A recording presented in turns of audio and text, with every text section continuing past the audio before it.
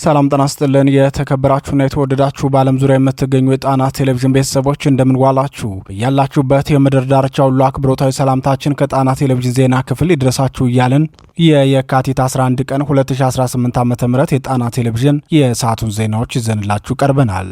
እስከ መጨረሻው ከኛ ጋር ከቆያችሁ የምትሰሟቸውን መረጃዎች አስቀድመን ርዕሶቹን እናስደምጣችኋለን።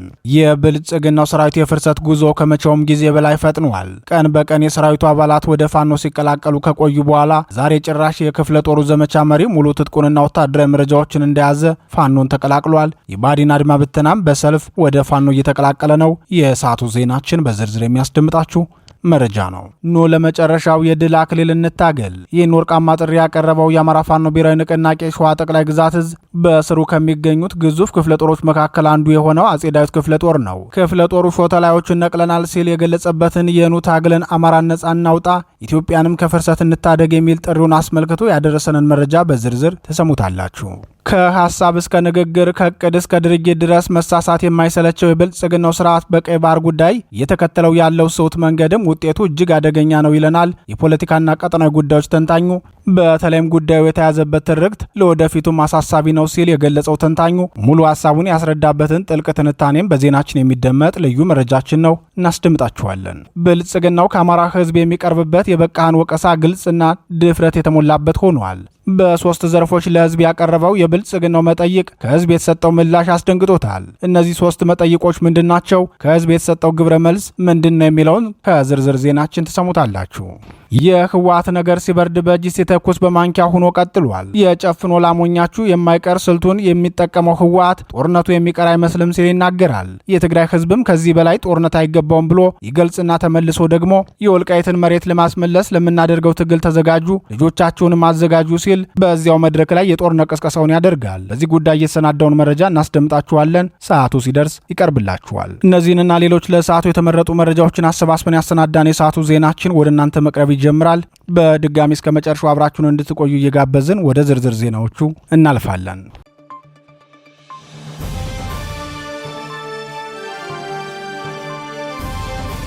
ክቡራትና ክቡራን የጣና ቴሌቪዥን ደጋፊዎች የአማራ ህዝብን ትግል ማዕከል በማድረግ ውግንናውን ለአማራ ህዝብ ማዕከላዊ ኮዝ ዘላቂ ጥቅምና የተቆጠሩ ጥያቄዎች ያደረገው ጣና ቴሌቪዥን ትግሉ የገጠመውን የስትራቴጂክ አመራር ክፍተት እንዲሞላ ህዝባዊ መሰረቱን አስጠብቆ እንዲቀጥል በማድረግና ሚዛናዊ የመረጃ ተደራሽነትን በጥራት በፍጥነትና በታማኝነት እያቀረበ የሚገኘውን የጣና ቴሌቪዥንን ለመደገፍ በርካቶች በምን እንደግፍ የሚል ጥያቄ ስታቀርቡልን መቆየታችሁ ይታወቃል። በመሆኑም በዜል +1 46 9866 54 44 በካሻፕ ጣና ቲቪ 2024 በፔይፓል ጣና ቴሌቪዥን 2024@gmail.com እንዲሁም በዶኔት ቦክሱ በኩል መደገፍ የምትችሉ መሆኑን ለማሳወቅ እንወዳለን።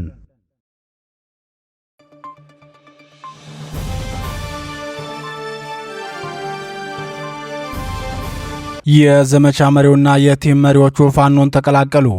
የአማራ ፋኖ ብሔራዊ ንቅናቄ ለ15 ቀናት የሚቆይ የምህረት አዋጅ ማውጣቱን ተከትሎ የብልጽግናው ሰራዊትና የባዲን የጸጥታ መዋቅር ፋኖን እየተቀላቀሉ ይገኛሉ። በዛሬው ዕለትም የብልጽግናው መከላከያ ሰራዊት የዘመቻ መሪውና የባዲን አድማ ብተና ቲም መሪዎች ፋኖን መቀላቀላቸውን የአጼ ቴዎድሮስ ዕዝ 201ኛ ኮር ህዝብ ግንኙነት አስታውቋል።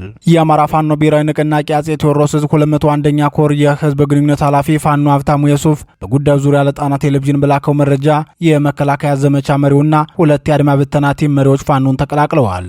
ይህ የሆነው ደግሞ የአፋብንን የምህረት አዋጅ የተቀበሉ በመሆናቸው ነው ብለዋል። የአድማ ብተና ቲም መሪዎችና የመከላከያ ዘመቻ መሪው የተቀላቀሉት አጼ ቴዎድሮስ ዕዝ 201ኛ ኮር 54ኛ ክፍለ ጦር መሆኑንም ፋኖ ሀብታሙ ጨምሮ ገልጿል። ፋኖ ሀብታሙ አክሎም እነዚህ የፋኖን የምህረት አዋጅ ተቀብለው የመጡ ወንድሞቻችን የአማራ ህዝብ ቋሚ ጠላትና የሀገረ መንግስቱም የፍርሰት መሐንዲስ የሆነውን ስርዓት ዓላማውን የተረዱ በመሆናቸው ነው። አስቀድሞም ቢሆን የዚህ ስርዓት መዋቅራዊ የሴራ አካሄድ የተረዱና ከስርዓቱ መዋቅርም ለመውጣት አስቻይ ሁኔታዎችን ሲጠባበቁ የቆዩ ናቸው። የአማራ ፋኖ ብሔራዊ ንቅናቄ የምህረት አዋጅ ማውጣቱን ተከትሎ እና ፋኖ አንድነቱን መመስረቱን ተከትሎ እድሉን መጠቀም የውሳኔያቸው መጨረሻ መሆኑን ተረድተው በተግባር ፋኖን መቀላቀል እንዳስቻላቸው አስረድተዋል ብለዋል። የአጼ ቴዎድሮስ ዕዝ 201ኛ ኮር 54ኛ ክፍለ ጦርን የተቀላቀሉት የብልጽግናው ሰራዊት 6ኛ ዕዝ 25ኛ ክፍለ ጦር ዘመቻ መሪው ሀብታሙ አዲስ አንዱ ሲሆን የአድማ ብተና ቲም መሪዎቹ ደግሞ አማራ ሽታ፣ ማማሩ መለሰና ገብሬ በሌ ይባላሉ። አራቱም የብልጽግናው ጥምር ጦር አባላት አባላት ፋኖን የተቀላቀሉት ከሞጣና መርጦ ለማርያም የብልጽግናው ወታደራዊ ካምፕ በመውጣት ነው። አራቱም ሙሉ ትጥቃቸውንና ወታደራዊ መረጃዎችን እንደያዙ ወደ ፋኖ መቀላቀላቸው እንዳስደሰታቸው ተናግረዋል። ይህ በእንዲህ እንዳለ አፋብን ያወጣውን የምህረት አዋጅ ተከትሎ የስርዓቱ አባሎች ከነሙሉ ትጥቃቸው ሸዋ ጠቅላይ ግዛት እዝን እየተቀላቀሉ መሆኑን የጠቅላይ ግዛት እዙ ህዝብ ግንኙነት መምሪያ አስታውቋል። የአማራ ፋኖ ብሔራዊ ንቅናቄ ሸዋ ጠቅላይ ግዛት እዝን የተቀላቀሉት የብልጽግናው ጥምር ጦር አባላት ከተጉለትና ቡልጋ አውራጃ አልዩ አምባ ላይ መሽጎ ከሚገኙ የአድማ ብተና አባላት፣ ከይፋት አውራጃ ከሸዋሮቢት ካምፕ የአድማ ብተና አባላትና የሚሊሻ አባላት እንዲሁም ደብረሲና ከመሸገው 112ኛ አየር ወለድ ኮማንዶ ክፍለ ጦር ከእርተው ፋኖን መቀላቀላቸውን አርበኛ አበበ ሙላቱ ለጣና ቴሌቪዥን ተናግረዋል። አርበኛ አበበ ሙላቱ አክሎም በተጉለትና ቡልጋ አውራጃ ካንኮበር አካባቢ በግዳጅ አፍሶ ለሚሊሻ ስልጠና ወስዷቸው የነበሩ ገበሬዎችን ቆንዲ አካባቢ ካስቀመጣቸው በኋላ ከተቀመጡበት ካምፕ ከጠላት አመልጠው ወደ ሸዋ ጠቅላይ ግዛት እዝ በሰላም የተቀላቀሉ ሲሆን እዙም ጥሩ አቀባበል አድርጎላቸዋል።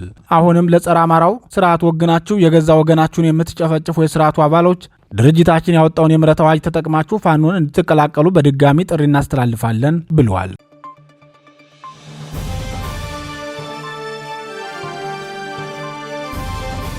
ኖ ለመጨረሻው የድል አክሊል እንታገል። ፋኖ የአማራ ፋኖ ብሔራዊ ንቅናቄውን ከመሆኑ በፊት በተፈጠሩ አላስፈላጊ የጎንዮሽ ትግሎችና ሌሎች ምክንያቶች ከትግል ውጭ ሆነው የሚገኙ የቀድሞ የፋኖ አባላት ጥሪ ቀረበላቸው። ፋኖ ለቀደሙ የትግል አባላቱ ባቀረበው ጥሪ የመጨረሻውን የድል ዋንጫ አብረን ከፍ እንድናደርግ ኑ ታስፈልጉናላችሁ ብሏል። በአማራ ሕዝብ የሉና ትግል ውስጥ ቀናነት፣ የትግል ዓላማ ጥራትና ጽናት ያለው ሁሉም የአማራ ሕዝብ አስፈላጊ ነው። በዚህ መሃል ደግሞ እጅግ አደገኛ የክደት እቅዳቸው በጉያቸው ደብቀው ወደ ትግሉ መሃል ሰርገው የገቡ እኩያን ትግሉን ምን ያህል ሲፈትኑት እንደነበር ይታወቃል። የአማራ ፋኖ ብሔራዊ ንቅናቄ ሸዋ ጠቅላይ ግዛት እዝ አጼ ዳዊት ክፍለ ጦር ዛሬ ለቀድሞ አባላቱ ባስተላለፈው ጥሪ ላይም ኮተላዮቹን ቆርጠን ስለጣልን የተገፋችሁ ሁሉኑ ብሏል። ክፍለ ጦሩ የጥሪ መልእክቱን ሲያስተላልፍም እንደሚታወቀው የፋኖ ትግልና አማራዊ ድርጅት ምስረታ በበርካቶች ጸረ አንድነት የውስጥ ሾተ ላይ ገመድ ጎታቾች ቢዘገይም በጥቂት ቀና መሪዎቻችን ትጋትና ጥረት የአማራ ፋኖ ብሔራዊ ንቅናቄ አፋብን ከተመሰረተ አንድ ወር ባልሞላው ጊዜ ውስጥ በርካታ አስደማሚ ሁነቶች እየተመዘገቡ ይገኛሉ።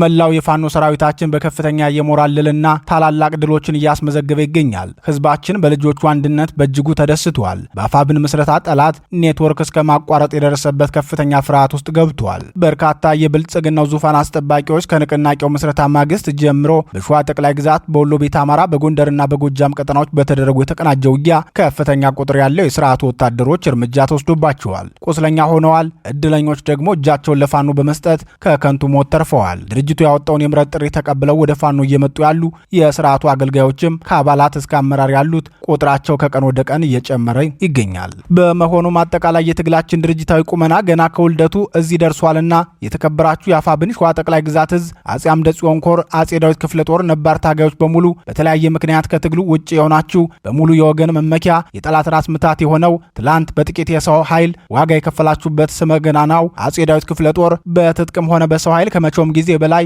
ራሱን አደራጅቶ በከፍታ ማማ ላይ በመሆኑ ኑ የመጨረሻዋን የድላችንን ዋንጫ አብረን ከፍ እናድርግ በማለት ጓዳዊ ጥሪያችንን እናስተላልፋለን ሲል በረጅሙ ይገልጸዋል። የሸዋ ጠቅላይ ግዛት እዝ አጼ አምደ ጽዮን ኮር አጼ ዳዊት ክፍለ ጦር ለቀድሞ ታጋዮች ባስተላለፈው መልእክቱ 5 መሰረታዊ ነጥቦችን አንስተዋል። ድርጅት ባለመመስረቱ የእርስ በርስ ግጭት አስከፊነቱን አይተው ለወጡት የቀድሞ አባላቱ የአማራ ሕዝብ ብሶት አምጦ የወለደው የአማራ ፋኖ ብሔራዊ ንቅናቄ አፋብን ተመስርቷልና ኑ የተመሰረተውን የጋራ ቤታችንን በጽኑ አለት ላይ አብረን እናቁም ሲል ይገልጻል። ክፍለ ጦሩ በሁለተኛ ደረጃ ያስቀመጠው ነጥብ ደግሞ የሴረኞች እጅ ረጅም ነውና ትግላችን እየጠራ በመሄዱ ሴራቸው ሲጋለጥ ዛሬ ላይ ስራቸውን አጠናቀው እጅ ሰጠን በሚል የተበላ ማደናገሪያ ቁማር ወደ ነባር ቤታቸው በተመለሱ በአመራር ደረጃ በነበሩ የውስጥ ሰርጎ ገብ ሌቦች ተገፍታችሁ ከምትወዱት አጼ ዳዊት ክፍለ ጦር በግፍ ለተባረራችሁ በሙሉ እኛ በጽናት የቆየን ወንድሞቻችሁ የመጨረሻዋን ሳቅ አብረን እንስቅ ዘንድ ጥሪያችንን እናቀርብላችኋለን ብለዋል። ከዚህ በተጨማሪም ጸረ አማራው ስርዓት በአማራ ሕዝብ ላይ የሚፈጽመውን ግፍ ተቃውመው ለወጡ መለስ የመከላከያ ሰራዊት አባላት፣ የጄኔራል ሳምነው ጽጌ የቁርጥ ቀን ልጆች፣ የአማራ ልዩ ኃይል አባላት፣ የፌዴራል ፖሊስ አባላት፣ የፖሊስ አባላትና ሌሎችም የጸጥታ ኃይሎች በየቤታችሁ ተቀምጣችሁ ለምትገኙ የነጻነት ፈላጊዎች በሙሉ ክፍለ ጦራችን እናንተን በክብር ለመቀበል ዝግጁ በመሆኑ ኑ ህዝባችንን በጋራ እንታደግ በማለት የኑ እንታገል ጥሪውን አስተላልፏል።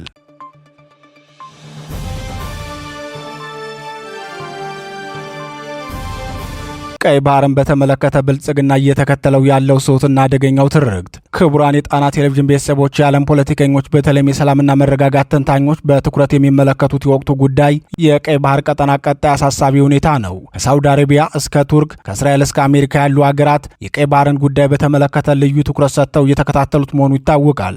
ለዚህ ደግሞ ቀዳሚው ምክንያት የብልጽግናው ሊቀመንበር በቀይ ባህር ጉዳይ የያዙት የተዛነፈ አካሄድ የሚያስከትለውን ውጤት ከመስጋት ነው። ቀይ ባህርን በተመለከተ ብልጽግናው የሚከተለውን ስውትና አደገኛ ትርክት አስመልክቶ የፖለቲካል ኢኮኖሚ ተንታኙ ጥላሁን ጽጌ አሰናድቶ ያደረሰንን ልዩ የትንታኔ መረጃ እንደሚከተለው እናቀርብላችኋለን። የትንታኔ ዘገባውን ያዘጋጀውን ጥላሁን ጽጌን በማመስገን በቀጥታ ወደ ትንታኔ ዘገባው እናመራለን። የአብይ አህመድ መንግስት የቀይ ባህርንና የባህር በር ጉዳይን አጀንዳ ያደረገበት መንገድ ኢትዮጵያና ቀይ ባህር ካላቸው ታሪካዊና ተፈጥሯዊ ትስስር ጋር በሚጣረስ ትርክት ላይ ተመርኩዞ ነው። ከአጼ ቴዎድሮስ ዘመነ መንግስት ጀምሮ እስከ ደርግ ጊዜ ያሉትን መንግስታት ነጥለን ብንመለከት እንኳን የባህር በር ጉዳይን የውጭ ግንኙነት ፖሊሲያቸው ማጠንጠኛ ሲያደርጉ ከህዝብ ቁጥር መጨመርም ሆነ ከኢኮኖሚ እድገት ጋር አያይዘው አልነበረም። በእነዚህ መንግስታት የባህር በር ከግዛት አንድነትና ከሉዓላዊነት ጋር ብቻና ብቻ የተገናኘ ነበር። ኢትዮጵያ የባህር በር አያስፈልጋትም የሚል አቋም የነበረው ህወሓት እንኳን ኢትዮጵያ ከቀይ ባህር ጠረፍ እንድትነጠል ያደረገው የኢትዮጵያን ሀገረ መንግስት ምስረታ አጥብቆ የሚጠየፈው የፖለቲካ ርዕዮተ ዓለሙ የኢትዮጵያን ዳር ድንበር እንዲከረከም ስላስገደደው ነው።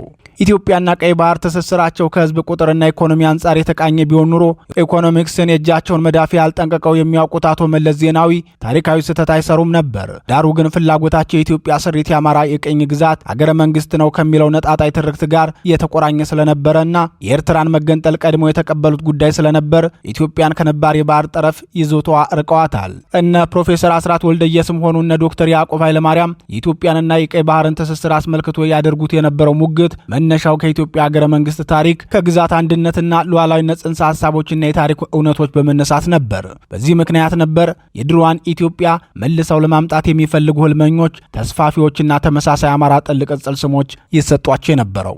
አብይ አህመድና ተከታዮቹ ግን ትከሻችን አሁን ያለውን የኢትዮጵያን ኢኮኖሚ ያለ ባህር በር መሸከም አይችልም የሚል አደገኛ ትርክት ነው ይዘው የመጡት። የኢትዮጵያን ኢኮኖሚ በአንድ ጣት ብቻ የምናንጠለጥለው ቢሆን እንኳን የባህር በር ጥያቄን መመኘት ወይም አስፓየር ለማድረግም ሆነ ላለማድረግ እንደ ገፊ ምክንያት የሚታይ ጉዳይ አይደለም። አሰብ በታሪክ የኢትዮጵያ ነበረች ከተባለና በእርግጥም ስለነበረች አጀንዳው ልክ እንደ አባይ ወንዝ የባለቤትነት ብቻና ብቻ ነው መሆን የሚችለው። ስለዚህ ቀይ ባህርን ልንዋኝበትም ይሁን ግመሎችን ውሃ ልናጠጣበትም ይሁን እግራችንን ልንታጠብበትም ይሁን ጨው ልንሸጥበትም ይሁን የአጀንዳው ማጠንጠኛ መሆን ያለበት የባለቤትነት ጉዳይ ብቻና ብቻ ነው። ሌላኛውና አደገኛው ትርክት ደግሞ 130 ሚሊዮን ህዝብ ያላት ሀገር የጂኦግራፊ እስረኛ ሆና መኖር አትችልም የሚለው ነው። ይህ ትርክት በጣም አስቂኝና የአፍሪካ ቀንድን ጂኦፖለቲካ የሚጣረስ ነው። ለምን ብሎ መጠየቅ ይቻላል። የጂኦግራፊ እስረኛ የሚለውን ጽንሰ ሐሳብ በተብራራ ሁኔታ ያስተዋወቀን ታይም ማርሻል የሚባል ጋዜጠኛና ደራሲ ፕሪዝነርስ ኦፍ ጂኦግራፊ 10 ማፕስ ዛት ቴል ዩ ኤቭሪቲንግ ዩ ኒድ ቱ ናው አባውት ግሎባል ፖለቲክስ በሚለው ድንቅ መጽሐፉ ነው። ይህንን ጽንሰ ሐሳብ ጠቅላይ ሚኒስትሩ ከባህር በር መነጠል ማለት እንደሆነ አድርገው በፓርላማ ፊት ቀርበው በተሳሳተ መንገድ ከተነተኑበት ቀን አንስቶ ከዳንኤል ክብረት እስከ ማህበራዊ ሚዲያ ዘማቾቹ ሁሉም ሲያስተጋቡት ነበር።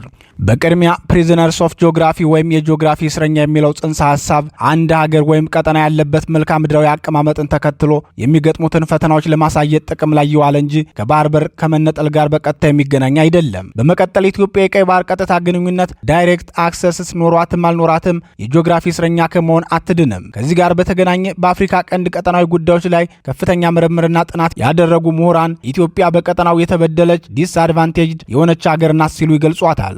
ለዚህ ገለጻቸው በምክንያትነት የሚያስቀምጡት ዋነኛው ጉዳይ ደግሞ በድንበርና የትጥቅ ትግል ጦርነቶች፣ በአክራሪነትና በሽብርተኝነት፣ በባህር ላይ ውንብድና፣ በአየር ንብረት ለውጥ ሳቢያ በሚከሰት ድርቅና ረሃብ፣ በሀያላኖቹ ጂኦፖለቲካዊ ሽኩቻዎች፣ በድንበር ተሻጋሪ ማንነቶች ትስስር፣ በአባይና በራሱ በቀይ ባህር ምክንያት በጥቅሉ በተፈጥሯዊ አቀማመጡ ስትራቴጂክ በሆነው የአፍሪካ ቀንድ ቀጠና ከሚገኙ ሀገራት መሃል ላይና ድንበር ተጋሪ መሆኗን ነው። በአጭሩ ኢትዮጵያ የጂኦግራፊ እስረኛ ናት የምትባለው ትርምስ በአይነቱ በሚያስተናግድበት የአፍሪካ ቀንድ እምብርት ላይ የተቀመጠች ሀገር በመሆኗ ምክንያት ነው። ይህም ማለት ኢትዮጵያ የቀይ ባህር ዳርቻን ተዋሳኝ በሆነችባቸውም ባልሆነችባቸውም ዘመናት የጂኦግራፊ እስረኛ የሆነች ሀገር ናት ማለት ነው። ስለዚህ ጠቅላይ ሚኒስትሩም ሆነ የእሳቸውን ኮቴ ብቻ የሚከተሉ ወገኖች ፕሪዝነርስ ኦፍ ጂኦግራፊ የሚለውን ጽንሰ ሐሳብ የተረዱበትና የሚያስረዱበት መንገድ የሳሳተ ብቻ ሳይሆን የኢትዮጵያና የቀይ ባህር ትስስርን ለመግለጽ የሳሳተና አደገኛ ትርክት ጥቅም ላይ እየዋሉ ነው። የቀድሞ የፍትህ መጽሔት አምደኛ በረከት በላይነህ ወይም በብዕር ስሙ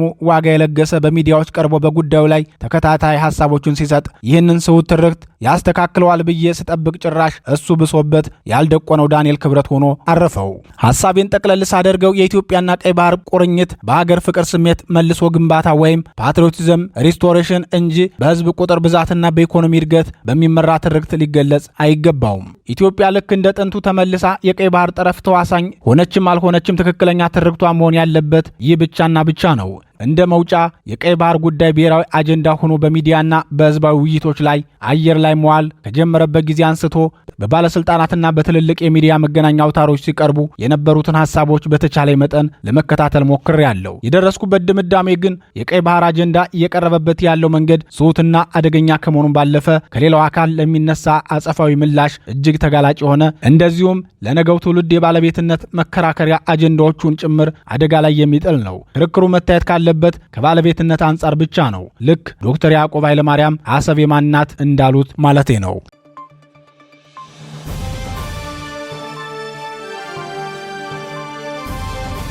ብልጽግናን ያስደነገጠው የህዝብ ምላሽ። በአማራ ህዝብ ላይ የተራዘመ የዘር ማጥፋት ጦርነት የከፈተው የብልጽግናው ስርዓት ሰሞኑን በፋኖ የደረሰበትን ከባድ ሽንፈት ተከትሎ ከፍተኛ ድንጋጤ ውስጥ መግባቱ ይታወቃል። ብልጽግና በተለይም በደቡባዊ ጎንደር የደረሰበትን ሁለንተናዊ ኪሳራ በሐሰት ፕሮፓጋንዳ ለመሸፈን ቢሞክርም ፋኖ በበኩሉ ከብልጽግናው ስርዓት ነጻ የወጡ ቀጠናዎችን በአዲስ እያደራጀና ጊዜያዊ አስተዳደር አዋቅሮ እያስተዳደረ ይገኛል። የአማራ ፋኖ አንድነቱን ከመሰረተ ማግስት በሁሉም አቅጣጫ በብልጽግናው ሰራዊት ላይ ከፍተኛ ድል እየተቀዳጀ የሚገኝ ሲሆን የብልጽግናው መንግስት አዲስ አበባን ጨምሮ በአማራ ክልል ዋና ዋና ከተሞች መጠይቅ አዘጋጅቶ የህዝቡን ስሜት ለማወቅ ጥረት እያደረገ መሆኑን የጣና ቴሌቪዥን ምንጮች ገልጸዋል። የጣና ቴሌቪዥን ምንጮች እንደገለጹት የብልጽግናው መንግስት በተለይም በሶስት ጉዳዮች ላይ ትኩረት አድርጎ መጠይቆችን በማዘጋጀት ፎርሞችን እንደበተነና ያልጠበቀው ግብረ መልስ እንደተሰጠው አስታውቀዋል። የብልጽግናው መንግስት በመጀመሪያ ደረጃ ያነሳው ነጥብ የፋኖ ትግልና የአማራን ህዝብ ድጋፍ የተመለከተ ሲሆን መጠይቁን በተመረጡ የንግድ ተቋማት፣ በህዝብ አገልግሎት ሰጪ ተቋማትና በመኖሪያ ቤቶችም እየዞረ ዳታ መሰብሰቡ ተገልጿል። የብልጽግናው መንግስት በግብረ መልሱ ከፍተኛ መደናገጥ ውስጥ መግባቱን የገለጹት የጣና ቴሌቪዥን ምንጮች በመጠይቆቹ የተሰጡት ምላሾች ሁሉም የህብረተሰብ ክፍል ከፋኖ ጎን እንደሆነና ብልጽግናም በተጋነነ ፕሮፓጋንዳ ላይ ትኩረት ከማድረግ ይልቅ የፋኖን ህዝባዊ መሰረት አረጋግጦ ሀገር ሰላም የምትሆንበትን ፖለቲካዊ መፍትሄ እንዲያቀርብ የሚያሳስቡ ግብረ መልሶች በብዛት መሰጠታቸው ተገልጿል። ብልጽግና ለመጠይቅ ባዘጋጀው ፎርም ላይ በሁለተኛ ደረጃ የተቀመጠው ነጥብ ደግሞ የህወሓት ወቅታዊ ጉዳይን የተመለከተ ሲሆን ህወሓት የፕሪቶሪያውን ስምምነት ጥሷል በሚል በብልጽግናው በኩል ወደ ጦርነት የሚያመሩ መንገዶችን እንዳሉ የሚጠቁሙ ነጥቦች ነበሩ። በዚህ ነጥብ ላይ የተሰጡ ግብረ መልሶችን አስመልክቶ ምንጮቻችን ሲናገሩም ከዚህ በፊት የነበረው ጦርነት በህዝብ ድጋፍ ቢመከትም ከህወሓት ጋር ያደረጋችሁት የጓዳ ስምምነት ህወሓትን ለማትረፍ የተደረገ ድርድር እንጂ ጦርነትን በዘላቂነት ለማስቀረት ባለመሆኑ አሁንም ሌላ የጥፋት ቅስቀሳ ውስጥ ገብታችኋል የሚል አስደንጋጭ መልስ መስጠታቸው ታውቋል።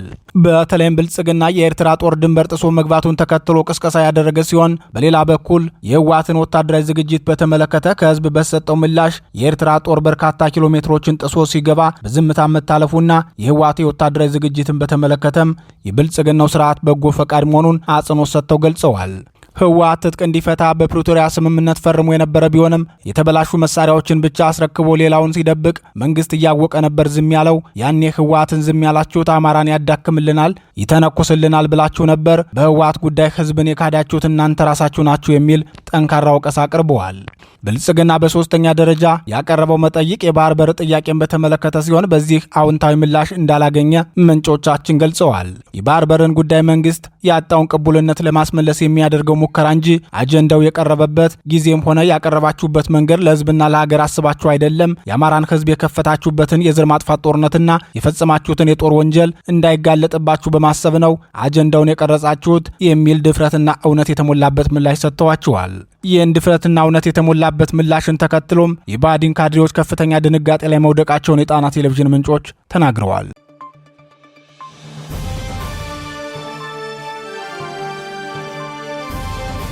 ጦርነቱ የሚቀር አይመስለኝም። ጄኔራሉ የትግራይ ክልል ጊዜያዊ አስተዳደር ሆነው በኦሮሞ ብልጽግና የተሾሙት የቀድሞ የህወሓት ታጣቂ ቡድን አዛዥ የነበሩት ጄኔራል ታደሰ ወረደ የጦርነት ስጋት አጥሎብናል፣ ጦርነቱ የሚቀር አይመስልም ሲሉ ተናግረዋል። አሁንም የሰላም አማራጮችን በማስቀደምና እሱ ላይ በርትቶ በመስራት በትግራይ ክልል ላይ ያጣለውን የጦርነት ዳመና ማስቀረት እንደሚቻል የተናገሩት ጄኔራል ታደሰ ወረደ ይህን የተናገሩት ትናንት በመቀሌ በተካሄደ የህወሓት 51ኛ ዓመት የምስረታ በዓል ላይ በተገኙበት ወቅት ነው። ጄኔራል ታደሰ ወረደ በመቀሌው ጉባኤ ላይ ሲናገሩ አሁን ያጣለብንን የጦርነት ደመና ሰላማዊ የውይይት አማራጮችን በማጠናከርና መተማመንን በመፍጠር ለማስቀረት እንዲቻል ሁሉንም የሰላም አማራጮች ልንጠቀም ይገባል ብለው ይናገሩ እንጂ የህወሓት ታጣቂ ቡድን መሪዎችና በደብረ ጽዮን የሚመራው የህወሓት ፖለቲካ ክንፍ የሚያደርገውን የጦርነት ቅስቀሳና ትንኮሳ ግን ከማውገዝ ተቆጥበዋል። በህወሓት ወታደራዊ ክንፍ በኩል በተዘጋጀውና ህወሓት ለሚከፍተው ጦርነት የቅስቀሳ አካል የሆነው የትናንቱ የመቀሌው ጉባኤ ህወሓትን ደግፈው ጦርነት ላይ ለሞቱ ግለሰቦች የሟች ቤተሰቦችን የመኖሪያ ቤት ስጦታ ማበረከት ነበር።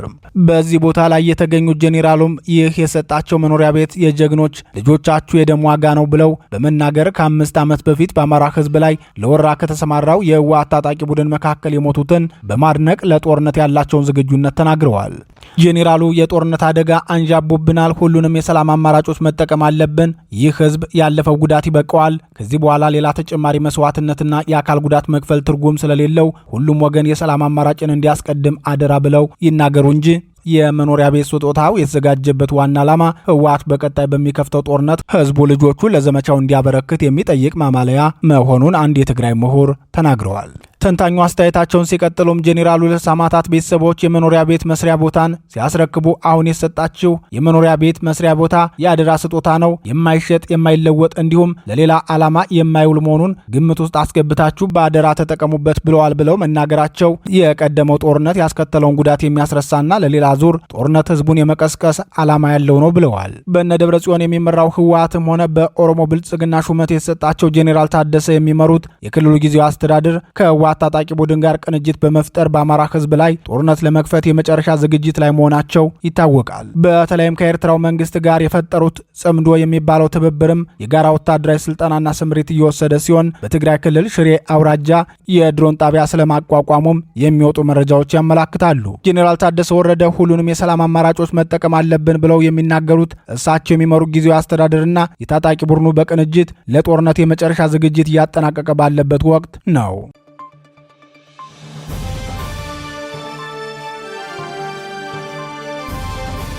ክቡራትና ክቡራን የጣና ቴሌቪዥን ደጋፊዎች የአማራ ህዝብን ትግል ማዕከል በማድረግ ውግንናውን ለአማራ ህዝብ ማዕከላዊ ኮዝ ዘላቂ ጥቅምና የተቆጠሩ ጥያቄዎች ያደረገው ጣና ቴሌቪዥን ትግሉ የገጠመውን የስትራቴጂክ አመራር ክፍተት እንዲሞላ ህዝባዊ መሰረቱን አስጠብቆ እንዲቀጥል በማድረግና ሚዛናዊ የመረጃ ተደራሽነትን በጥራት በፍጥነትና በታማኝነት እያቀረበ የሚገኘውን የጣና ቴሌቪዥንን ለመደገፍ በርካቶች በምን እንደግፍ የሚል ጥያቄ ስታቀርቡልን መቆየታችሁ ይታወቃል።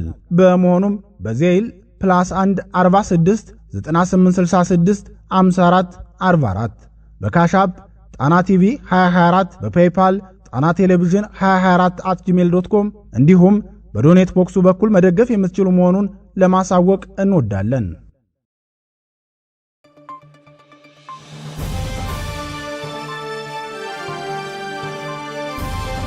ክቡራትና ክቡራን ዜናችን የተከታተላችሁትን ይመስል ነበር። በምሽቱ የዜና ወጃችን እስከምንገናኝ በዚሁ ተሰናበትን። ጤና ይስጥልን።